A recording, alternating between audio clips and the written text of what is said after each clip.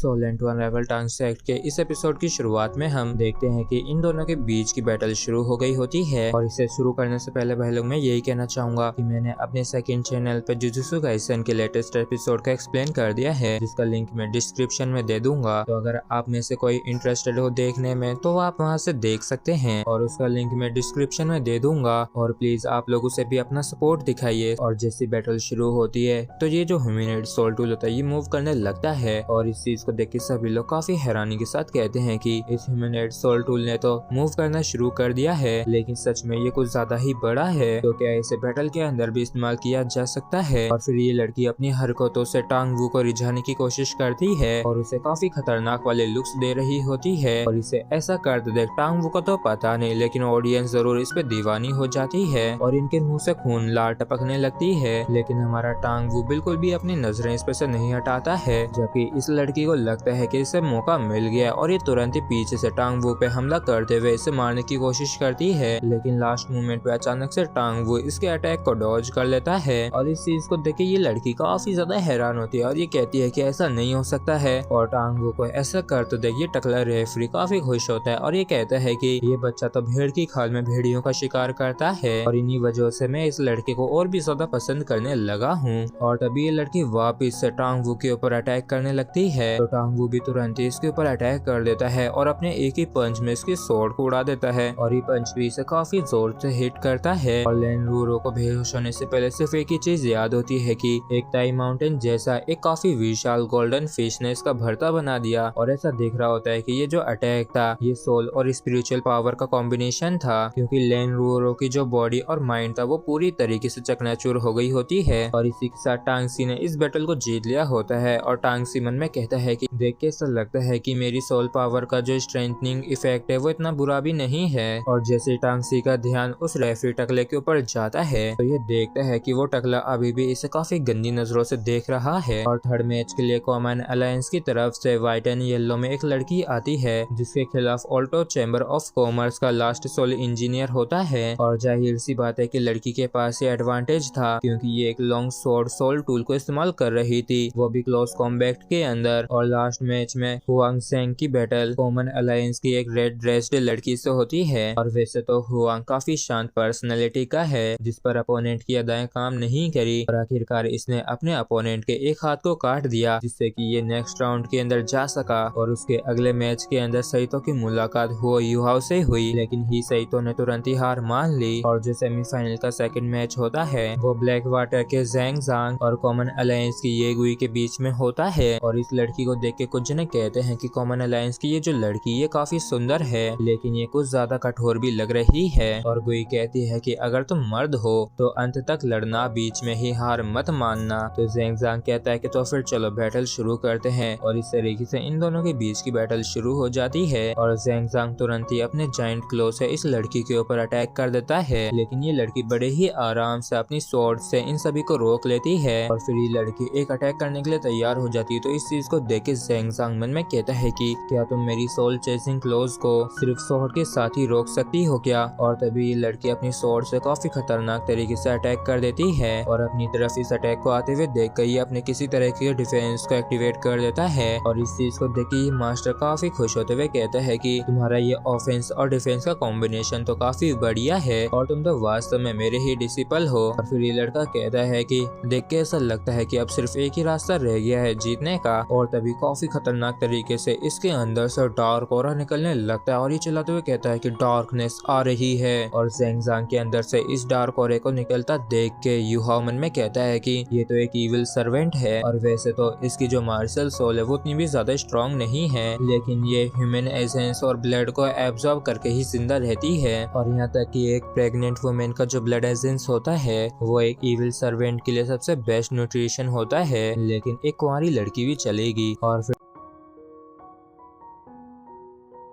करता है, जबकि इस तरफ ज़ेंग सांग ने इस लड़की के ऊपर काफी खतरनाक तरीके से अटैक कर दिया होता है और इसने अपने इस जायंट क्लो से इसकी सोल को इसकी बॉडी के अंदर से फोर्सफुली निकाल लिया होता है और इस चीज को देख के यह समझ जाता है कि ये स्पिरिचुअल एक्सट्रैक्शन है। जबकि इस तरफ ज़ेंग सांग खुश होते हुए कहता है कि मेरा खाना बन जाओ, और अगर मैं इसकी स्पिरिट को इससे छीन लेता हूँ तो ये एक पूरी तरीके से बेवकूफ बन जाएगी और मैं तुम्हें अपनी एक डॉल बना के तुम्हें बचा तो सकता हूँ, लेकिन तुम्हारे पास जो लेवल 9 का सोल टूल का गिफ्ट है उसकी खातिर तुम्हें मरना ही होगा। और फिर ज़ेंग सांग तुरंत ही काफी खतरनाक तरीके से इस लड़की के ऊपर अटैक कर देता है और इस चीज को देख के ये मास्टर काफी खुश हो रहा था, जबकि रेफरी काफी हैरान होता है। लेकिन ये जो कॉमन अलायंस की मास्टर होती है ये अचानक से मुस्कुराने लगती है और हम देखते हैं कि ये लड़की अब भी अपने होश और आवाज में होती है और ये आराम से इसके क्लो के अटैक को रोक लेती है। और इसी के साथ फ्रेंड्स हमारा ये एपिसोड भी यहीं पे खत्म होता है और जुजुत्सु काइसेन के एपिसोड 19 को देखना ना भूलें, जिसका लिंक मैं डिस्क्रिप्शन में दे दूंगा। और जाने से पहले वीडियो पे लाइक, कमेंट और चैनल को सब्सक्राइब करना मत भूलना। Thank you.